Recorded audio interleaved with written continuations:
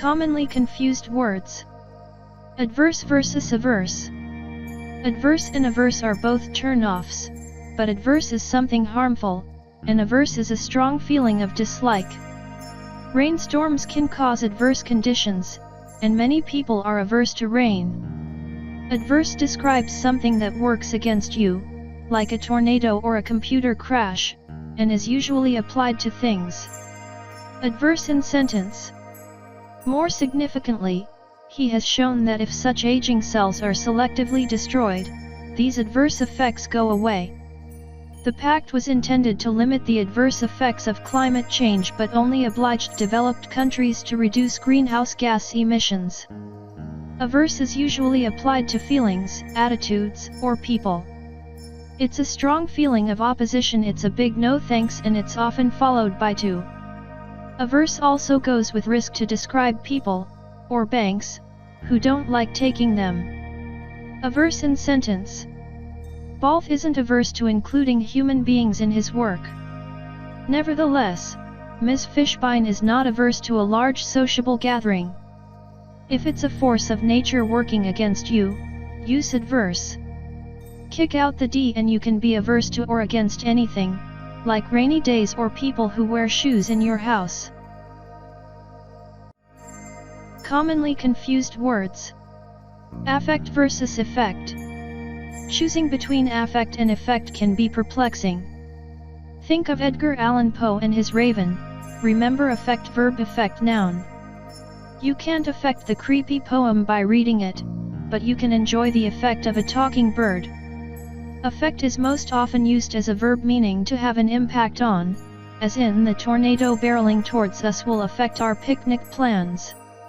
In everyday speech, affect is a verb.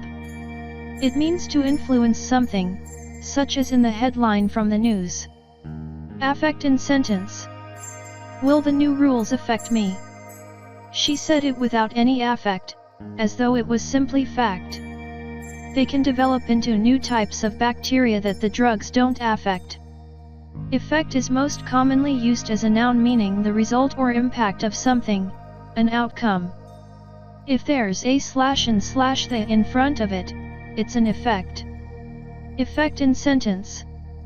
Did you have a significant effect on the development of some strain of philosophy that profoundly impacted the world?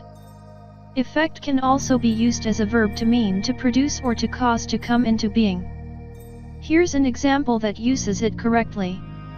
A government unable to effect any change is a government that will produce no surprises. Most of the time, you'll want effect as a verb meaning to influence something and effect for the something that was influenced. The difference between affect and effect is so slippery that people have started using impact as a verb instead. Don't be one of them. Another trick is to remember that affect comes first alphabetically, and an action, to effect, has to occur before you can have a result, an effect. Commonly confused word. Afflict versus inflict. Both afflict and inflict cause pain, but afflict means to cause suffering or unhappiness, something a disease does, but inflict means to force pain or suffering, like if you smack someone upside the head. If something afflicts you, it hurts. Cancer, death, arthritis, or even bad skin can afflict you. Afflict is often, but not always, followed by the preposition with. Afflict in sentence. It's also quite likely that he was afflicted with an eating disorder. He has never publicly revealed what type of cancer afflicted him. In the proud tradition of genuine watchdog journalism, Khalil Bendib's work aims to comfort the afflicted and afflict the comfortable. Inflict is meaner. It's more aggressive, it actively hurts and causes problems. A self-inflicted wound is when you hurt yourself. Inflict is often, but not always, followed by on. Inflict in sentence. Some participants in the debate said the rule could unintentionally inflict economic harm on Africans. 5 other men accused of taking part in the fight were convicted of hooliganism and inflicting light bodily injury. The difference between the two is whether the emphasis is on the one suffering or the one causing the suffering. Afflict emphasizes who is doing the suffering. Inflict emphasizes the person or thing causing the suffering. Commonly confused word. Aggravate versus irritate. Aggravate means to make something worse, and irritate is to annoy. But if you use aggravate to mean annoy, no one will notice.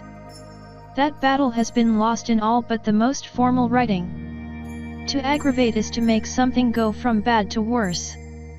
Yet aggravate was first listed as meaning, exasperate, annoy in a dictionary of the French and English tongues by Randall Cotgrave in 1611. But it's not exactly the same as irritate. In the news, aggravated often goes with battery, which is worse than simple battery, beating someone up, and carries a tougher punishment. Aggravate in sentence. Knight was arrested for aggravated battery and resisting a police officer. Tapia, 27, was charged after the confrontation with several counts of aggravated battery on a police officer and resisting arrest. Irritate means to annoy someone. If you try to use irritate in the sentences above, it doesn't work as well. Irritate also means to inflame a part of the body, and in that sense, aggravate won't do. Irritate in sentence. Bedbugs don't spread disease, but they can irritate skin. Gold chains are also very irritating to the neck and arms of an infant. Despite 400 years of English speakers using aggravate to mean annoy or irritate, there is a shade of difference. If you make something worse, you aggravate the situation. A bedbug will irritate your skin. If you're determined to annoy,